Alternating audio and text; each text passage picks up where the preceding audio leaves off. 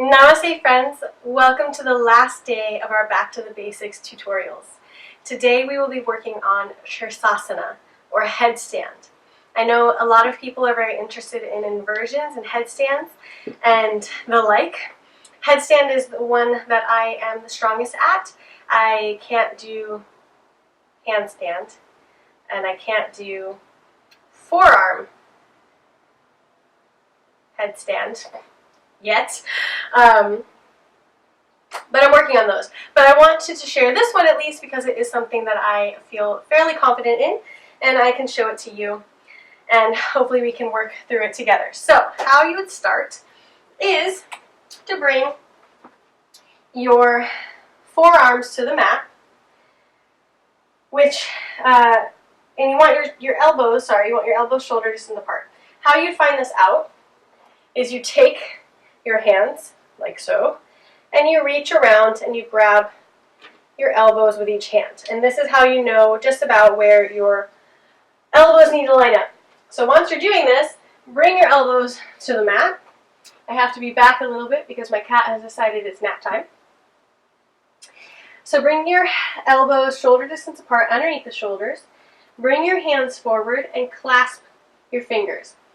Now take the bottom pinky finger and place it on the inside of the fist. That way you don't have all of your weight on a pinky finger. That just seems like a terrible idea. So don't do that. It hurts.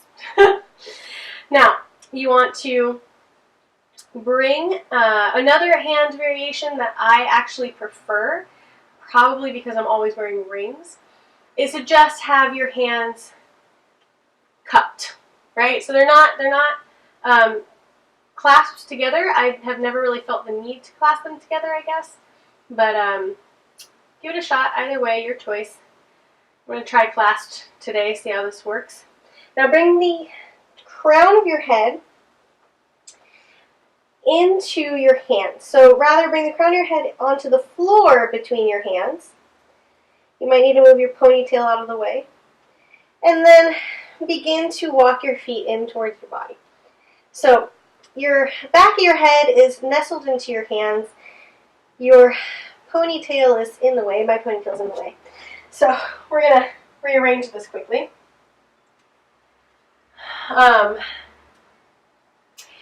you need to have a comfortable head position, or that will mess you up for the rest of the pose, right? So back to shoulder distance apart, crown of head onto the mat, back of the head nestled in between your hands. Walk your feet in towards your body so that your hips come up towards the sky over your shoulders. And then you can lift one leg, place it back down, lift the other leg, place it back down, see how this feels for you. Couple more times, and if this is as far as you go, then this is as far as you go. That's fine. Stay here, still in inversion. If you have longer legs than me, feel free to actually stack the hips and have your feet on the ground. I can't do that. So now bring your knees into your chest, hips over shoulders, in an upside down fetal position. Gaze at a spot in front of you. And stay here if this is where you're at. If you want to go further, begin to straighten the legs towards the sky. Slowly engage the core. Keep the hips. Oop, I feel like I'm scared I'm going to fall on my cat. Engage the core. Flex through the toes. Point the toes. Press through the forearms so you take some of the weight off of the head. There should be space between the shoulders and the neck and the ears. Lengthen the tailbone. Try not to crunch in the back.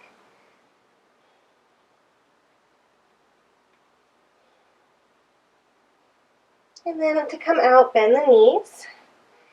And then bring the body back to the mat. I'm very curious to see how that looked because I was very nervous about falling backwards on top of her. Maybe we'll do it the other way this time.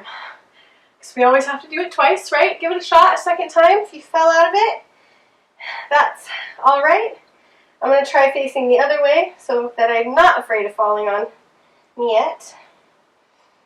Okay, right, try it again. Bring your forearms to the mat, shoulder distance apart. Once again, clasp the hands or don't clasp the hands, your choice. The clasp is obviously a stronger base, but it hurts my hands a little bit, so I don't tend to really like it. Bring the top of the head to the mat, crown of the head to the mat, back of the head nestled into the hands. Walk your feet in as far as they can go.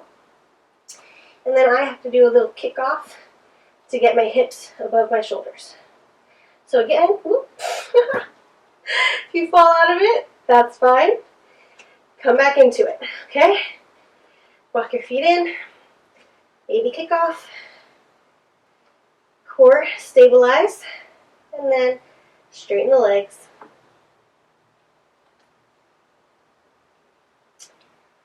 Flex the toes, point through the toes. Shoulders away from the ears, core tight. Lengthen the tailbone towards the heels.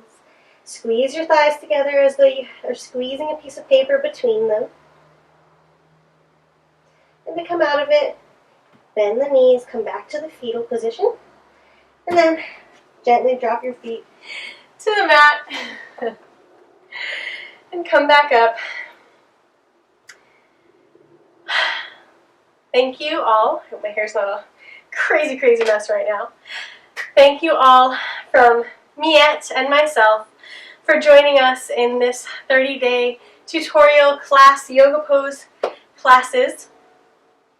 I hope that you have enjoyed them. If you have any requests for more tutorials or different poses that I wasn't able to get to in these 30 days, please let me know.